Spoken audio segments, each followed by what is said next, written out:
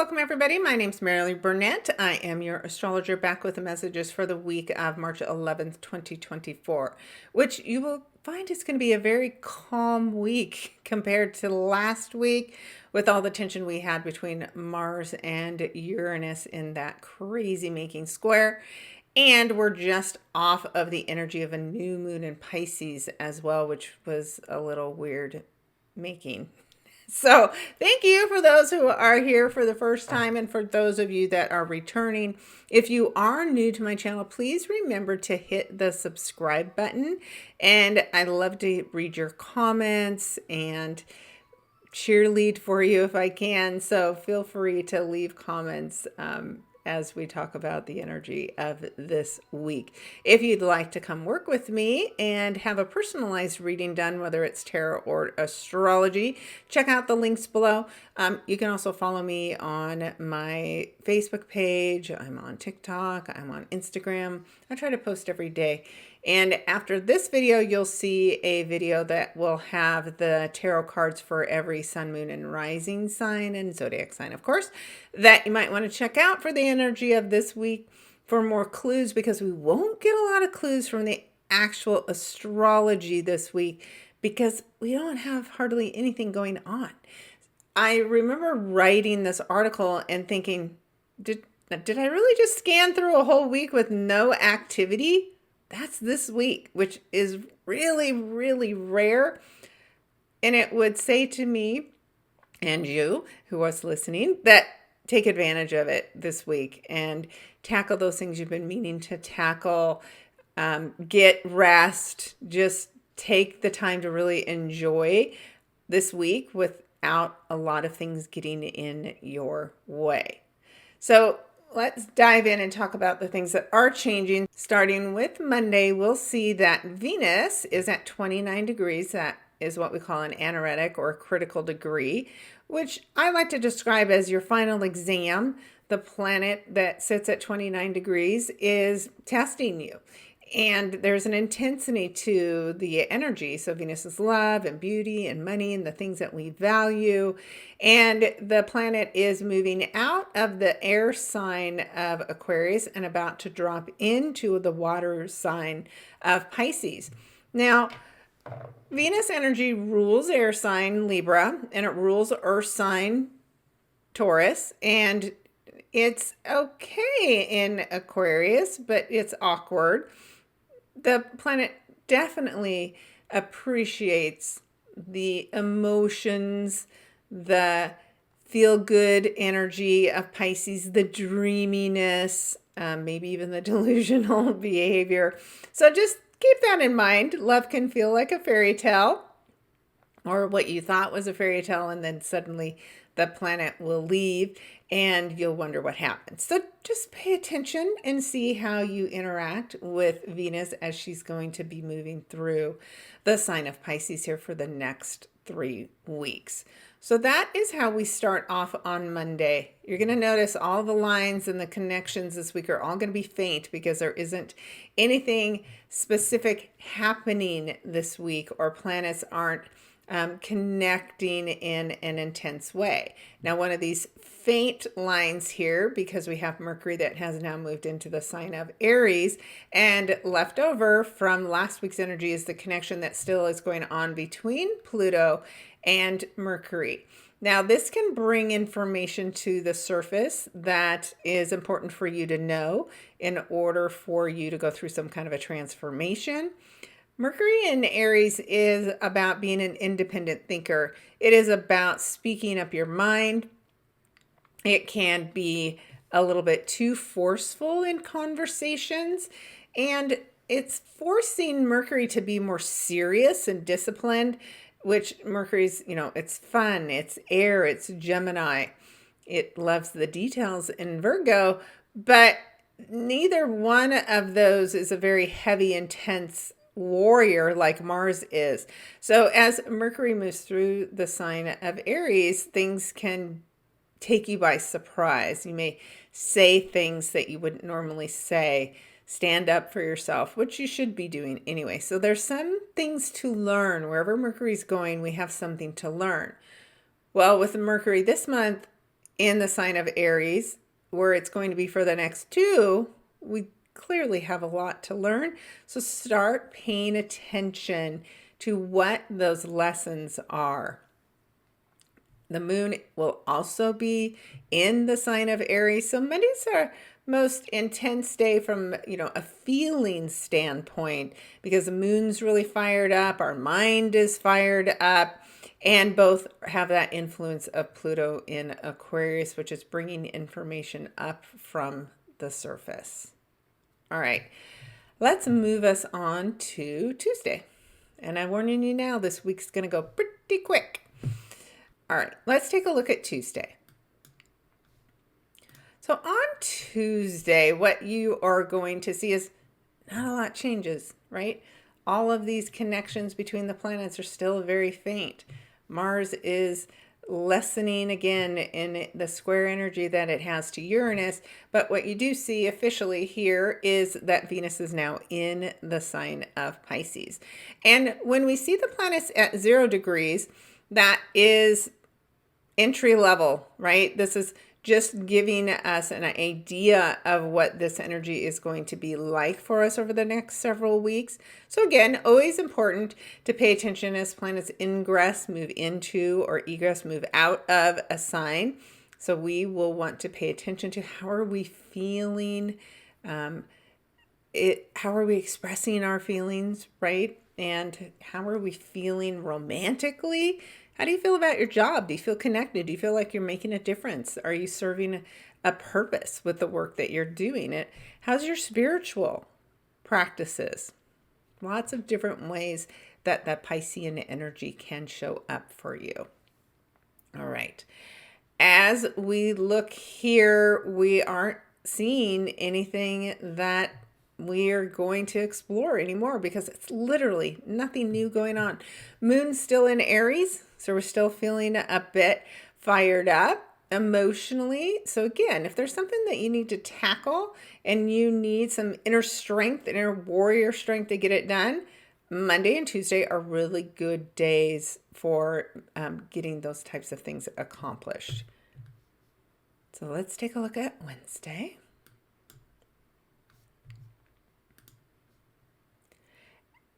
Again, nothing's going on here. There's nothing to see here, people. It's just very calm. But what you will see again is the moon is moving here into the sign of Taurus. Now, the moon enjoys the Taurus energy, really gets to indulge in things emotionally, gets to indulge in experiences that heighten the emotions, and that's why the moon loves its time in Taurus, which of course Venus is the ruler of. So whenever you have a planet that is making contact with the sign ruler, then there's a special conversation going on. So on Wednesday, you'll see that the moon in Taurus is the 2 signs away, which means 60 degrees, where Venus is sitting in Pisces. So there could be, again, a really feel-good moment on Wednesday as a result of these two having this positive conversation with one another. Feelings can be indulgent, especially because of the moon being here and speaking with both Jupiter, which expands on things. So if you have a sweet tooth, if you enjoy comfort foods, watch out. And then Uranus, which brings unexpected surprises. So we have that to look forward to. We do get a little help, though, from our emotional cravings with the positive contact that also happens with Saturn. And Saturn brings some restriction and some seriousness so that we aren't just overindulging on Wednesday. All right.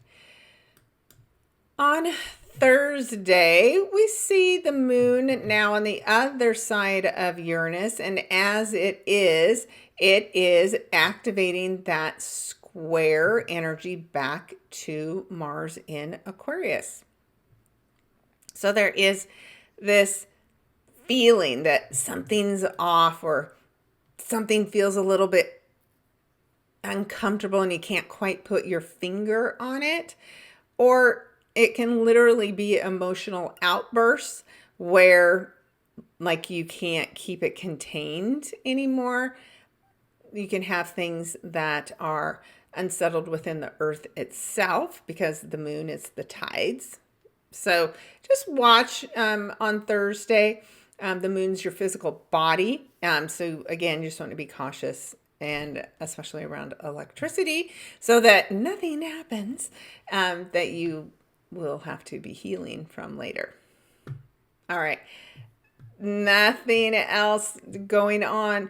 We've had this long time sextile that's been going on between Saturn in the sign of Pisces and Jupiter in the sign of Taurus. And believe it or not, Jupiter is still post shadow of last year's retrograde, while Saturn is clear of it. So Saturn's showing us all new territory within the sign of Pisces, and Jupiter is still covering the things that we learned last year and making sure that we're moving forward with them. So keep taking advantage of mentors, leaders, advisors who show up to help you, because as long as these two are working together, we really are getting an extra dose of help that we don't normally have. So enjoy it and take advantage of it. All right, let's take a look at Friday. And as we move to Friday, again, the only thing that I'm really following this week is the moon, which is rare. And this time the moon will move into the sign of Gemini. So this is where you get that back and forth with your feelings, trying to make up your mind about something. Maybe you're trying to decide something related to home, family, real estate. This can be sales of a home. So there's something that you're debating. And from here, you'll notice the faint red line back to Venus in Pisces. Now we're 3 signs away, Pisces to Gemini, and that creates a 90-degree angle, which creates a square. Now, squares between gentle giants like Venus and the moon aren't necessarily uncomfortable, but they can lead to some overindulging. So just always be aware whenever you feel off to slow down and tune in to see what it is that you need to change direction on, and maybe make a different choice, which is what the moon could be trying to show you while it is in the sign of Gemini. All right, let us move on to Saturday.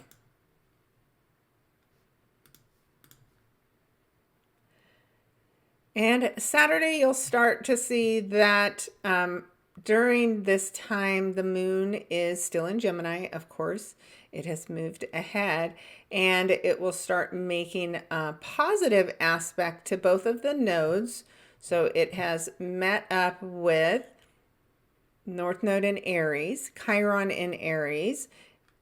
It even spoke with Mercury in Aries. So all of this energy has been activated by the moon on Friday and Saturday. So anytime, again, you have a 60-degree angle, it's called a sextile, and it is really just a gentle energy. It's there and it's being helpful, but you have to tune in to notice it and to do anything about it.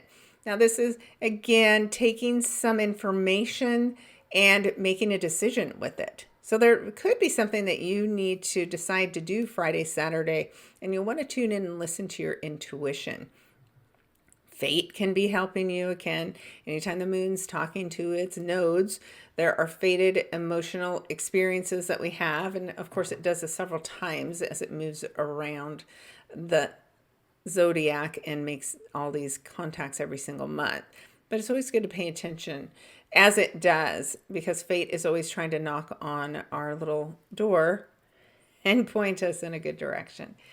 When it is later in the sign of Gemini, it starts speaking in harmony with this Mars energy back in the sign of Aquarius.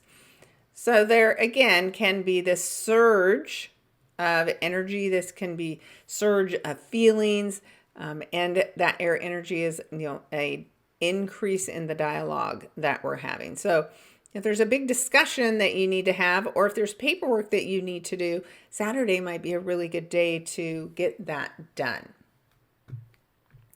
And then we're going to wrap up the week on Sunday, and you're going to see that now the moon is in its home sign of Cancer, which can have you feeling all the feels. And if you don't like feeling all the feels, then you might feel a little uncomfortable on Sunday.